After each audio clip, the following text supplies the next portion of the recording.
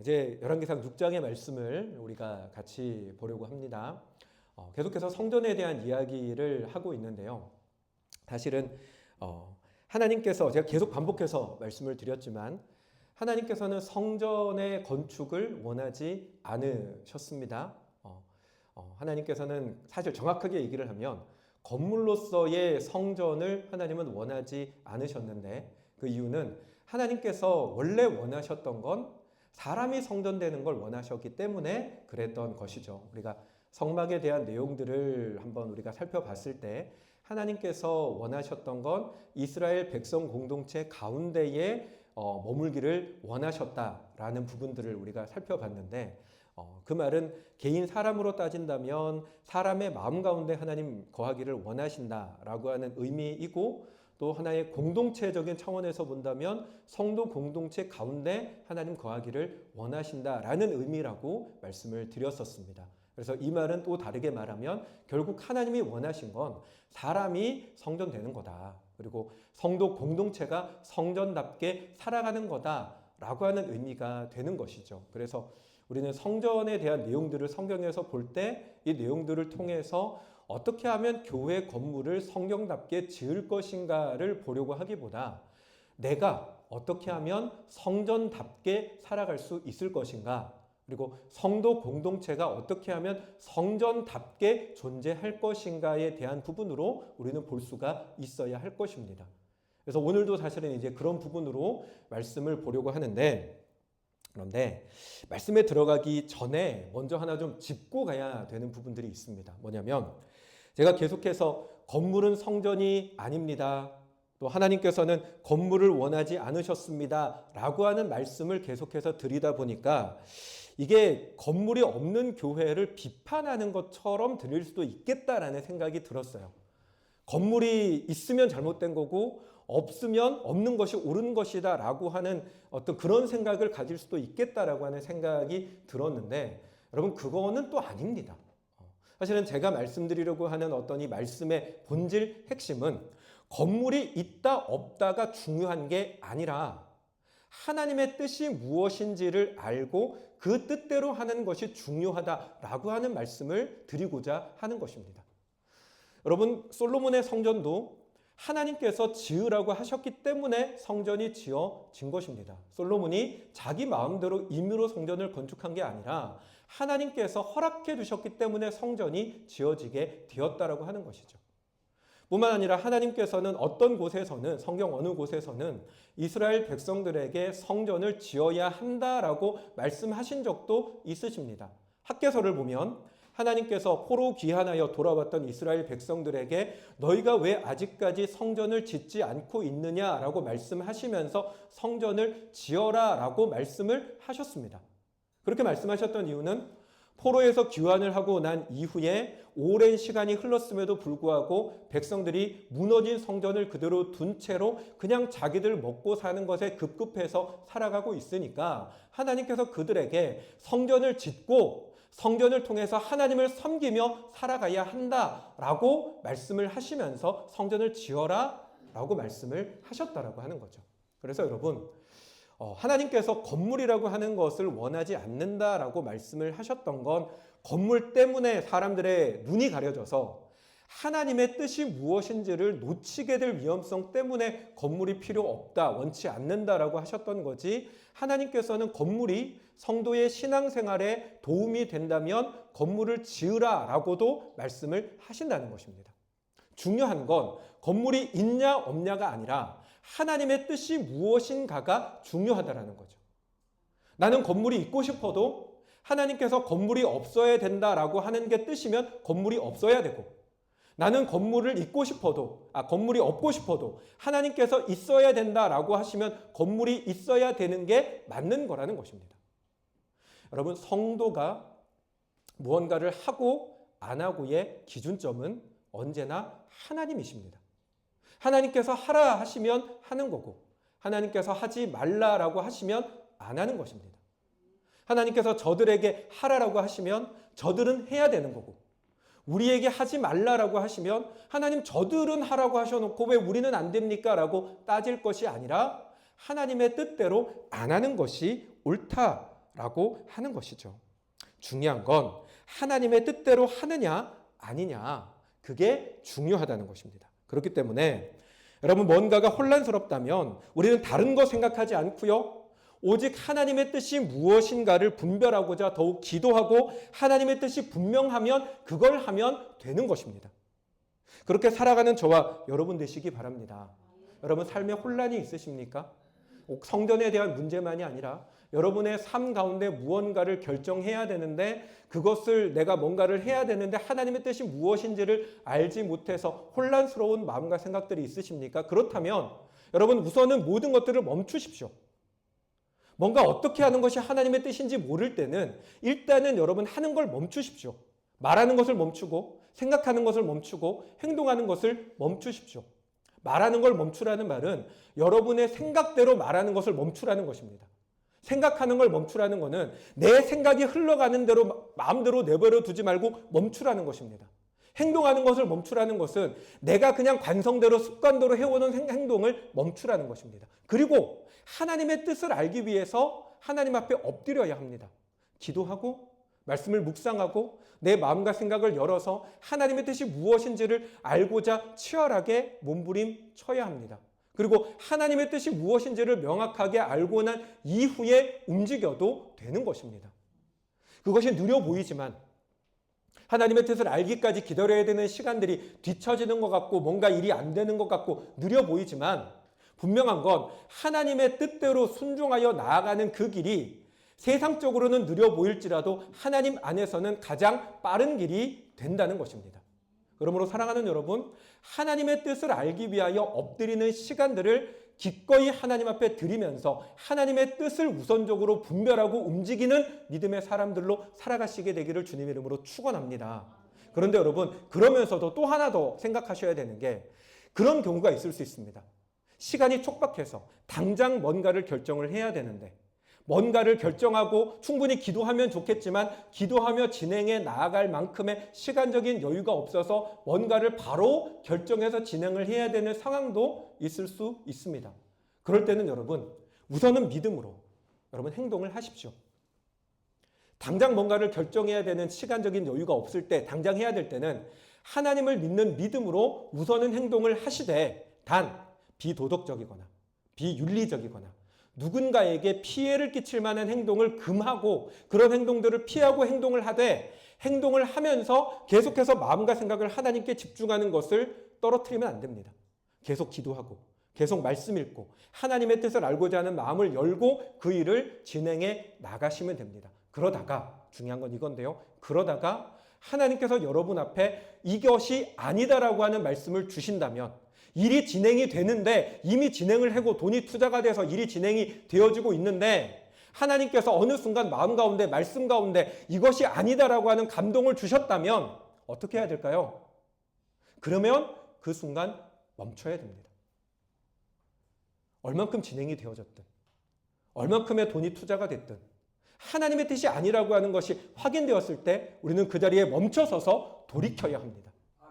그렇게 해서 얻게 되는 손해가 있더라도, 그렇게 해서 생겨나는 어려움이 있더라도 하나님의 뜻에 불순종하여서 하나님의 뜻이 무엇인지를 알면도 불구하고 불순종하여 그 길을 끝까지 걸어가다가 얻는 영광보다 하나님의 뜻에 순종하여 멈춰서서 있는 손해가 훨씬 더 값지다는 것입니다. 이 사실을 믿고 고백하는 저와 여러분들이 되시기 바랍니다. 때로는 여러분, 나이가 얻게 되는 손해 때문에, 내가 얻게 되는 피해 때문에 하나님의 뜻이 무엇인지를 내가 알고 있음에도 불구하고 그 길을 끝까지 걸어가서 그 길에서 뭔가를 얻을 수 있습니다. 오히려 그런 일들이 훨씬 더 많겠죠. 하나님의 뜻에 불순종하고 갔는데 열매가 있고 얻는 게 많고 사람들에게 인정을 받고 그런 것들이 있을 수 있습니다. 그렇지만 우리가 알아야 되는 것, 하나님의 뜻을 거슬러서 행해서 얻는 열매는 결국에는 우리를 망치는 올무가 된다는 것입니다. 우리는 계속해서 솔로몬의 이야기들을 보고 있는데, 솔로몬의 인생이 우리에게 주는 교훈 중에 중요한 것이 그런 부분입니다. 솔로몬이 처음에는 하나님의 은혜를 구하며 순종하는 사람이었기 때문에 그 모든 복을 받았지만, 그가 얻었던 그 모든 부와 명예와 권력 때문에 결국에는 하나님을 떠나버렸을 때 결국 그가 가지고 있었던 모든 부나 명예나 권력이나 모든 영광이 그를 하나님으로부터 멀어지게 만드는 올무가 되고 말았더라라고 하는 것입니다. 그러므로 사랑하는 여러분, 우리가 하나님을 믿는다면 정말로 하나님께서 우리의 삶을 책임지신다라고 하는 사실을 믿는다면 하나님께서 살아계시고 세상을 역사하시고 주관하신다는 사실을 믿는다면 성도의 할 바는 하나님의 뜻이 무엇인지를 분명히 알고자 몸부림치는 거고 그 뜻을 알게 됐을 때 다른 거 생각하지 않고 다른 거 계산하지 않고 내가 이걸 했을 때 어떻게 될까를 계산하지 않고 하나님의 뜻 앞에 순종하는 것, 그게 여러분 우리가 마땅히 행하여야 할 믿음의 사람들의 길인 줄로 믿습니다. 그게 여러분 오늘 성전으로 살아가는 우리 그리스도인들에게 있어야 되는 중요한 하나의 축이라고 하는 것입니다. 여러분, 믿음의 사람은요, 생각을 단순하게 가져야 됩니다. 믿음의 사람이 생각이 많아지면 똑똑해지는 게 아니라 생각이 많아지면 하나님의 뜻과 다르게 걸어갈 확률이 커질 뿐입니다. 믿음의 사람의 생각은 단순합니다. 하나님의 뜻이냐 아니냐. 내가 그 뜻을 바르게 알지 못해서 진행하더라도 하나님의 뜻이면 멈춰섭니다 라고 하는 이 자세를 여러분 결코 놓치지 않는 저와 여러분들이 되시기를 주님의 이름으로 축원합니다. 아멘. 자, 이제 본론으로 들어가서 여러분 성전과 관련해서 하나님의 뜻은 우리가 성전되어서 살아가는 것입니다. 그러면 성전된 우리는 어떻게 살아가야 하나? 이제 본문의 말씀을 통해서 쭉 보도록 할 텐데요. 준비한 게 많아서 다 시간이 안 돼서 다 못하면 끊고 갈 거니까 또 오늘 설교 길겠다 이렇게 생각하지 마시고 집중해서 들으시기 바랍니다. 자, 먼저 2절 말씀인데요. 같이 읽어보도록 하겠습니다. 함께 읽습니다. 솔로몬 왕이 여호와를 위하여 건축한 성전은 길이가 60규빗이요 너희가 20규빗이요 높이가 30규빗이며 아멘. 자, 이 말씀 구절은요. 이 솔로몬이 지었던 성전 전체의 크기를 이제 보여주는 기록인데 요 기록한 내용을 가지고 성막과 그대로 비교를 해보면 성막의 구조, 성막의 비율을 그대로 가지고 오면서 성전이 2배로 커진 것을 볼 수 있습니다. 다르게 얘기를 하면 그러니까 겉모습은 천이고 저기 천막이고 돌로 지어진 성전이고 해서 이 재료는 달라졌지만 구조는 그리고 성전의 어떤 그 비율은 동일한 상황에서 크기만 2배로 커진 게 성전이다라고 하는 거죠. 이게 뭘 의미하냐면 성전은 성막의 기능과 의미를 그대로 계승했다라고 하는 것을 의미합니다. 성막의 시대가 지나가고 성전의 시대가 새롭게 이루어졌지만 그렇다고 해서 성막이 가지고 있었던 의미와 기능이 사라지고 성전의 의미와 기능이 새롭게 만들어진 게 아니라는 것이죠. 여러분, 우리가 성전으로 살아간다라고 하는 건 결국 이런 것입니다. 뭐냐면 성막의 시대도 가고 성전의 시대도 가고 이제는 우리가 성전되어 살아가는 시대가 이 시대고 우리가 그 시대를 살아가야 하지만 그렇다고 해서 성막이 가지고 있었던 의미와 기능이 우리에게 있어서 전혀 사라지고 새로운 의미와 기능을 우리가 하면서 살아가야 되는 게 아니다라고 하는 것입니다. 여러분, 성막이 가지고 있었던 의미가 무엇입니까? 기능이 무엇입니까? 여러 가지가 있지만 가장 중요한 것 한 가지만 얘기를 한다면 성막은요, 하나님께서 이스라엘의 중심이셔야 한다라고 하는 걸 보여주는 것이 성막이었습니다.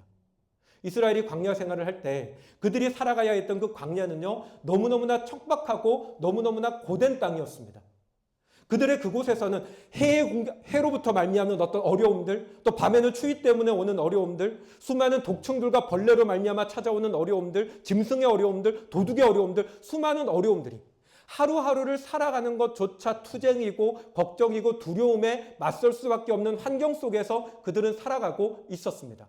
그 상황 속에서 하나님께서 성막을 통해서 그들에게 알려주고자 하셨던 건 그럼에도 불구하고 너희의 중심은 하나님이셔야 한다는 것입니다. 아무리 너희가 살아가는 환경이 척박해서 먹고 사는 문제에 급급할 수밖에 없는 상황이라 할지라도 너희의 중심은 하나님이어야 한다라고 하는 걸 보여주신 거고 하나님을 중심에 두고 하나님을 우선에 두고 살아갈 때 그들은 그 광야에서 누구보다 안전하고 편안하게 살아갈 수가 있었습니다. 그게 성경이 우리에게 보여주는 것이잖아요.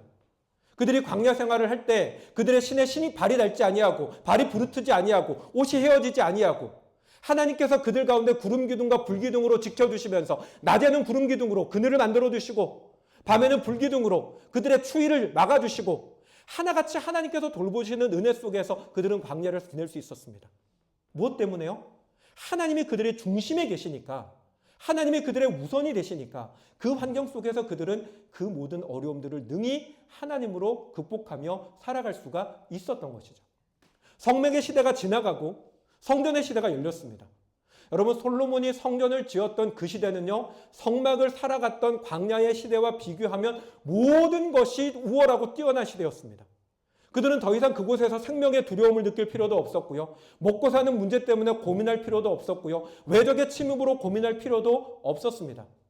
전에는 그저 떠돌아다니는 민족이었다면 솔로몬 시대는 정착했을 뿐만 아니라 국가적인 위상이 너무나 높아져서 전 주변에 있는 나라들에서 와서 조공도 바치고 또 솔로몬을 보기 위해서 찾아올 만큼 국가적인 위상이 한없이 올라갔던 시대였습니다. 그럼에도 불구하고 그 시대에 하나님께서 성전을 통해서 이스라엘에게 말씀하고자 하셨던 건 너희의 형편이 나아져도 너희의 삶 속에서 정말 삶이 훨씬 더 풍족해지고 부유해져도 그럼에도 불구하고 너희의 중심은 언제나 하나님이셔야 한다라고 하는 걸 성전을 통해서 보여주고자 하셨다라고 하는 거죠. 여러분, 우리도 마찬가지입니다. 여러분, 우리도 인생을 살아가다 보면 광야의 시대와 같이 어렵고 두려움의 순간들이 우리 가운데 찾아올 수 있습니다. 하루하루 먹고 사는 문제가 급급하고 내가 지금 하나님 앞에 가서 예배드리고 내가 뭔가 기도하고 말씀 읽고 하는 시간에 쓰는 시간보다 내가 나가서 일을 하고 뭔가를 더 해서 먹고 사는 문제, 당장 당면한 문제를 해결하는 것이 더 급하고 우선적으로 보이는 삶이 우리 가운데 있습니다. 그럼에도 불구하고 하나님께서 오늘 본문을 통해서 우리에게 말씀하시는 건 그럼에도 불구하고 너희의 중심이 하나님을 떠나서는 안 된다는 것입니다. 너희의 삶이 하나님 앞에 예배하고 기도하고 말씀 읽는 하나님 중심, 하나님 우선으로 사는 삶을 떠나서는 안 된다는 것입니다. 왜요? 우리를 책임지시는 하나님이시기 때문입니다.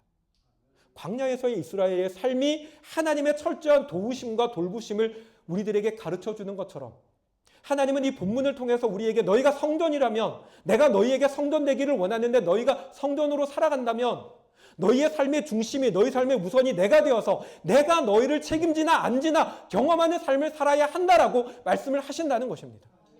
사랑하는 여러분, 여러분의 삶의 형편이 어떠하든 저의 삶의 형편이 어떠하든 우리의 삶의 형편이 어떠하든 우리의 삶의 중심이 하나님을 우리의 삶의 중심으로 두고 하나님을 우리의 모든 것에 우선으로 둘 때 기도하고 말씀 읽고 성경하며 예배하는 삶을 우리 삶의 우선으로 둘 때 하나님께서 우리의 삶을 책임지시는 것을 믿습니다.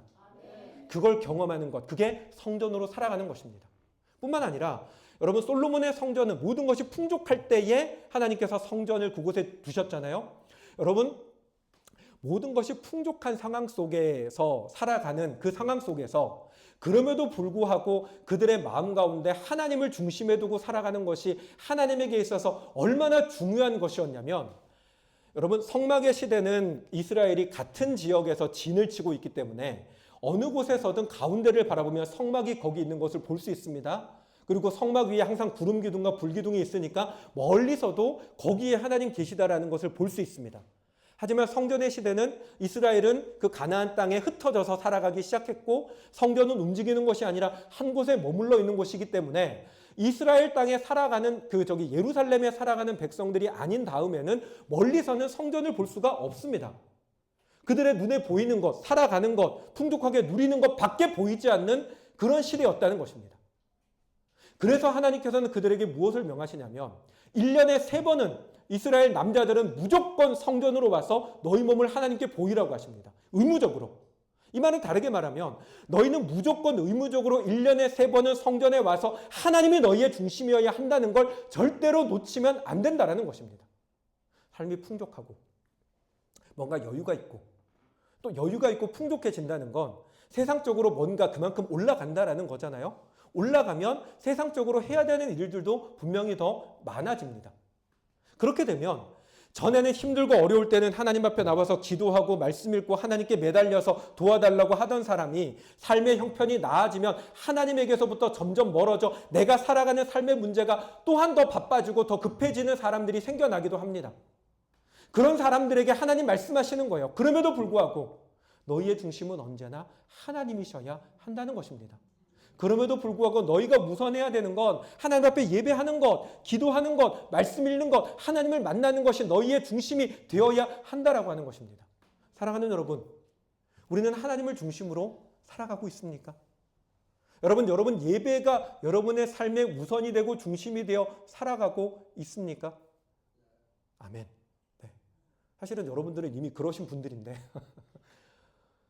여러분, 우리가 그렇게 살아가라는 거예요. 그게 성전으로 살아가는 사람의 성도의 모습, 그게 하나님이 원하시는 모습이라고 하는 것입니다. 사랑하는 여러분, 하나님이 여러분의 삶의 철저한 중심으로 살아가는, 하나님이 여러분의 모든 것에 우선이 되어 살아가는 예배가, 기도가, 말씀을 읽고 묵상하는 것이 여러분의 삶에 무엇보다 우선되는 삶을 절대로 놓치지 않고 살아가는 우리 라이트하우스 양산의 성도님들이 되시기를 주님의 이름으로 축원합니다. 아멘. 두 번째로 요거 하나만 더 볼게요.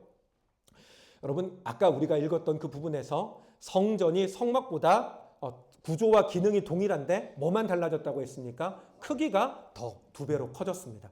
크기로 보면 2배로 커졌고 면적으로 따지면 4배의 면적이 더 넓어졌다라고 하는 건데, 이게 무엇을 의미하냐면 성전은 성막의 기능과 의미를 그대로 이어받되 더 성장하고 발전하여 받아들였다라고 하는 의미를 가지고 있습니다.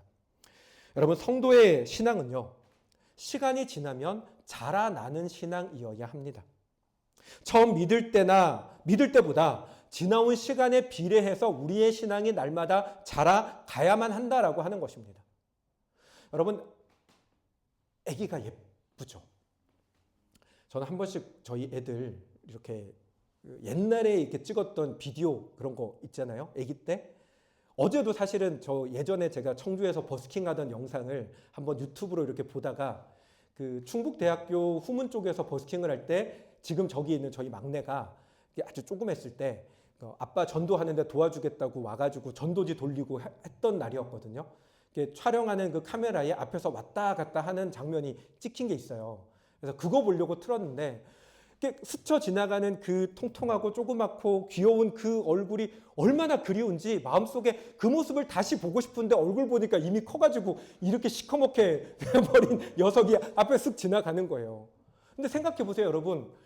자녀에 대한 어렸을 때의 그 모습이 귀엽고 사랑스럽지만 그럼에도 불구하고 그 모습이 10년이 지나고 20년이 지나도 그대로 있으면 그건 문제입니다. 덩치가 커졌는데 하는 짓은 영락없이 애기 짓을 하고 있다면, 근데 여러분, 병원에 가봐야 되는 문제잖아요. 우리의 신앙도 마찬가지라는 것입니다. 하나님께서는 우리가 가진 신앙이 처음 하나님을 만났을 때, 예수를 믿었을 때의 신앙보다 시간이 지나면서 점점 더 자라나기를 원하시더라라고 하는 것입니다. 히브리서 말씀인데 한번 띄워주시겠어요? 같이 한번 읽어보겠습니다. 함께 읽습니다. 때가 오래되었으므로 너희가 마땅히 선생이 되었을 터인데 너희가 다시 하나님의 말씀의 초보에 대하여 누구에게서 가르침을 받아야 할 처지이니 단단한 음식은 못 먹고 젖이나 먹어야 할 자가 되었도다. 이는 젖을 먹는 자마다 어린아이니 의의 말씀을 경험하지 못한 자요. 단단한 음식은 장성한 자의 것이니 그들은 지각을 사용함으로 연단을 받아 선악을 분별하는 자들이니라. 아멘. 여러분, 히브리서의 이 말씀은요, 신앙이라고 하는 건 사람이 자라나듯이 신앙도 자라나야 한다라고 하는 것을 의미하는 것입니다. 그러면 신앙이 자란다라는 것, 장성한 신앙이 된다라고 하는 건 어떤 의미입니까? 아까 그 히브리서 말씀을 기준으로 얘기를 한다면 장성한 신앙이 된다라는 건 단단한 음식을 먹을 수 있는 사람이 된다라는 것입니다. 단단한 음식을 먹는다는 건 뭐로 얘기를 할 수 있냐면 아까 히브리서 말씀도 말씀에 대한 부분을 얘기를 하고 있는데 이런 겁니다. 전에는 순종하지 못하던 말씀에 순종하게 되는 것, 아니 순종을 온전하게는 못하더라도 말씀에 순종하기 위해서 몸부림치는 삶, 그게 장성한 신앙의 모습이라고 하는 것입니다. 여러분, 신앙에 우리가 예수를 믿고 신앙생활을 하다 보면 하나님의 말씀을 성경을 통해서 읽든지 아니면 설교를 통해서 들을 때 내 마음에 좋게 다가오는 말씀들이 있습니다. 그런 말씀들은 순종하는 게 어렵지 않아요. 내가 좋으니까 순종할 수 있는데 경우에 따라서는 받아들이기 힘든 말씀들도 사실은 많이 있습니다. 대표적인 경우가 원수를 사랑하라 라고 하는 말씀이죠. 여러분, 원수를 사랑하라라고 하는 이 말씀은요, 저조차도 솔직히 참 순종하기가 너무나 어려운 말씀입니다. 제가 전에도 몇 번 말씀드렸지만 군 생활을 하면서 만났던 사람들 가운데 기억하고 있는 이름과 얼굴과 사는 곳까지 정확하게 기억하고 있는 사람 2사람이 있다고 말씀드렸잖아요. 그 2사람이 누구냐면 저의 군 생활할 때 저를 너무너무 힘들게 괴롭히고 갈궜던 2명의 고참, 1년 전 고참, 대구 사는 사람 강모 씨 그리고 한 달 고참 목포 사는 이모 씨. 네? 아니요. 대구 사는 사람이랑 네. 근데 여러분, 그런 생각을 해요. 제가 그 사람들 어디 사는지 지금 찾아가가지고 뭔가 내가 가지고 있었던 마음을 갚아주려고 하는 마음은 조금도 없습니다만은, 그럼에도 불구하고 저는 어떤 생각을 하냐면 혹여나 우연이라도 길 가다가도 그 사람들을 만나고 싶다고 하는 생각을 요만큼도 안 합니다. 만나고 싶지 않아요. 왜냐하면 그만큼 여전히 마음속에 그들에 대한 미움이, 원망이 마음속에 있기 때문에 그렇습니다. 저조차도 목사임에도 불구하고 원수를 사랑하라라고 하는 그 말씀이 저에게는 너무너무나 힘든 말씀이라는 것입니다. 그러다 보니 사람들 가운데에는 원수를 사랑하는 것은 너무너무나 힘드니까, 원수를 사랑하려고 하는데 도저히 안 되니까, 그래서 어떻게 합니까? 믿음이 어린 사람들은, 믿음이 연약한 사람들은 그 말씀을 바꿉니다. 어떻게 바꾸냐면, 원수를 사랑하는 건 어려우니까 미워하지 않는 정도만 하면 돼. 미워하지 않는 정도만 해도 그건 대단한 거야 라고 이야기를 합니다. 물론 아직 믿음이 어릴 때, 어린 신앙일 때는 그럴 수 있습니다. 하지만 주님의 말씀은요, 원수를 사랑하라고 하셨지 원수를 미워하지 말라라고 하신 것이 아니죠.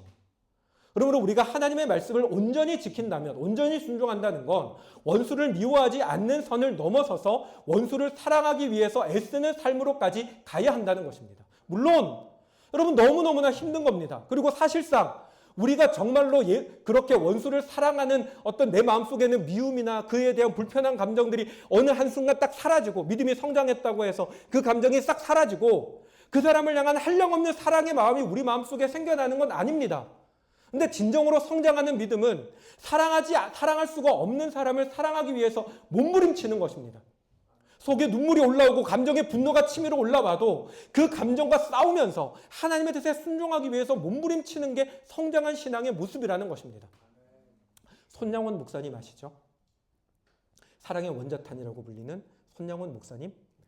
이 손양원 목사님의 2아들, 동인 동신 2아들이 이렇게 무슨 사건이었죠? 여수 순천 반란 사건 때 죽습니다. 공산당을 지지하는 그 안재선이라고 하는 사람에 의해서 죽임을 당합니다. 근데 그 손양원 목사님은 자기 2아들을 죽였던 안재선을 자신의 아들로 입양해서 양자로 들여서 그 아들을 먹이고 재우고 집에서 공부를 시키며 키우죠. 그 당시에 그 손동희 권사님 돌아가셨죠. 손양원 목사님의 큰딸이 아버지를 그렇게 원망했대요. 어떻게 내 사랑하는 2 오빠를 죽인 저 원수를 아들로 삼아서 같은 집에서 자고 밥을 먹이고 공부를 시키냐고. 아빠 미쳤다고. 내 아빠가 하나님 믿는 사람이고 예수 믿는 목사지만, 나도 예수 믿지만 미쳤다고 얘기를 했대요. 그런데 어느 날 아빠가 쓴 일기장을 우연히 봤답니다. 일기장 속에 뭐라고 써 있냐면, 같은 밥상에서 밥을 먹을 때마다 내 앞에서 내가 양자로 드린 그 안재선이가 밥을 먹고 밥을 씹어서 목으로 밥이 넘어가는 것을 볼 때마다 속에서 울분이 치받아 오르면서 내 아들 살려내라고 멱살 잡고 흔들고 싶은 충동이 한두 번이 아니랍니다. 그 감정을 억누르고 그 고통을 억누르고 하나님께서 원수를 사랑하라 하셨기에 그 원수를 사랑하기 위해서 몸부림치는 삶이 아버지의 삶이었다는 거예요. 그걸 뒤늦게 알고 그 손동희 권사님이 그 아버지에 대한 마음이 달라졌다라고 하는 거죠. 여러분, 장성한 신앙이란 그런 것입니다. 말씀을 순종해야 되는 것을 알기 때문에 하기 싫고 안 되지만 그 말씀에 순종하기 위하여 치솟아오르는 감정을 억누르고 내 속에 일어나는 아픔과 고통의 쓴뿌리들을 씹어 삼키면서 순종하기 위해서 몸부림치는 것, 그게 여러분 장성한 신앙의 모습이라고 하는 것입니다. 여러분, 또 하나 장성한 신앙의 모습은요, 또 다르게 얘기를 하면 찾아오는 고난과 아픔 가운데에서 그 고난과 아픔에 나를 내어두지 않고 고난과 아픔에 찾아오는 그 감정에 맞서 싸우는 게 장성한 신앙입니다. 인생을 살아가다 보면 우리 가운데 찾아오는 풍파들이 많습니다. 여러분, 인생에 찾아오는 고난과 아픔, 그리고 그 고난을 만날 때 찾아오게 되는 감정의 요동침, 두려움과 불안감, 걱정은요, 예수 믿는다고 해서 없는 게 아니에요. 예수를 믿어도, 그 나름으로 믿음이 깊어도, 신앙의 연차가 많이 차고 성경을 많이 알고 또 교회 안에서 봉사를 많이 하고 직분이 많이 높아져도 마음속에 찾아오는 고난과 역경에, 그것 때문에 찾아오는 감정의 요동함은 달라지지 않는다는 것입니다. 그런데 여러분, 믿음이 어린 사람은 그와 같은 감정의 파도가 나에게 찾아올 때 그 감정의 파도에 나를 그대로 던집니다. 감정이 나를 지배하고 생각이 나를 지배하고 걱정이 내 마음을 집어삼켜도 그대로 방어를 못합니다. 교회를 다니지만, 예수를 믿지만, 기도하지만, 말씀 읽지만 그 감정이 나를 지배하는 거기에서 떠나지를 못하는 겁니다. 그게 어린 신앙의 모습입니다. 하지만 장성한 신앙은요, 동일하게 감정이 옵니다. 두려움이 옵니다. 걱정이 나를 집어삼킵니다. 그런데 장성한 신앙은 그 두려움과 어려움에 맞서 싸우는 것입니다. 시편 말씀에, 시편 42편에서 시편 기자가 자신의 영혼을 향해서 이렇게 말합니다. 없을 거예요 아마. 내 영혼아, 내가 어찌하여 낙심하며 어찌하여 내 속에서 불안해하는가. 너는 하나님께 소망을 두라. 그가 나타나 도우심으로 말미암아 내가 여전히 찬송하리로다. 나의 영혼아 어찌하여, 이 박종호 씨 노래도 있을 거예요. 나의 영혼아 어찌 낭망하며 어찌 불안해하는고. 너는 하나님만 바라라. 나의 영혼아 어찌 낭망하며 어찌 불안해하는고. 내 영혼을 도우시는 주를 오히려 찬송하리라. 찬양도 있잖아요. 여러분, 이 말씀 구절이 제가 그 전에 한번 말씀드렸죠. 청주에서 부산으로 이사 와야 되는데 갑자기 대출 안 된다 그래서 너무 그냥 원망밖에 안 나오는 그 상황에서 3시간 반, 4시간 운전해서 내려오면서 계속 외쳤던 말씀이에요. 속으로 계속. 내 영혼아 어찌하여 내 속에서 두려워하고 불안해하는가. 너는 너의 하나님을 바라라. 나는 일어나 나를 도우시는 하나님을 오히려 찬송하리로다. 그 말씀 계속 붙들고 왔어요. 여러분, 그게 성장한 신앙의 모습이라. 제가 성장했다는 얘기를 하는 게 아니라 그게 여러분 성장한 신앙이라는 거예요. 고민이 있죠. 걱정이 있죠. 여러분, 예수 믿어도 걱정은 생기고요. 예수 믿어도 두려움과 불안함은 찾아옵니다. 그런데 장성한 신앙은 두려움과 불안함이, 걱정과 근심이 나를 집어삼키지 못하게 막는 거예요. 하나님의 말씀을 가지고 와서 그 말씀을 내 영혼을 향해서 선포하면서 두려워하지 말라고, 불안해하지 말라고, 너의 하나님이 너와 함께 하신다라고 자꾸만 두려워지는 영혼을 향해서 선포하는 신앙, 그게 여러분 장성한 신앙이라는 것입니다. 내 감정이 나를 지배하고 내 생각이 나를 지배할 때 내 생각과 감정이 나를 지배하지 않도록 하나님 앞에 간구하면서 하나님의 마음을 달라고, 하나님의 뜻을 알게 해달라고 몸부림치며 기도하기를 멈추지 않는 것, 여러분 그게 장성한 신앙입니다. 여러분 그게 성전으로 살아가야 하는 우리의 모습이라는 것입니다. 말씀을 마치겠습니다.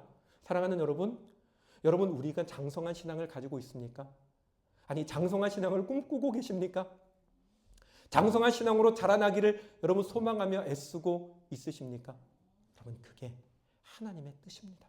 우리가 자라나는 것, 장성한 모습으로 자라나서 고난과 역경이 찾아와도 말씀을 의지하여, 하나님을 의지하여 이겨내고 버텨내는 것, 걱정과 근심이 나를 사로잡도록 내어주지 아니하고 걱정과 근심을 예수 이름으로 막아서고 말씀으로 막아서는 것, 그게 하나님 우리에게 원하시는 삶입니다.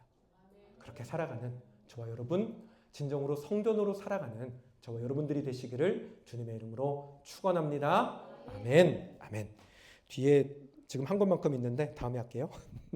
우리 같이 찬양하고 또 기도하도록 하겠습니다.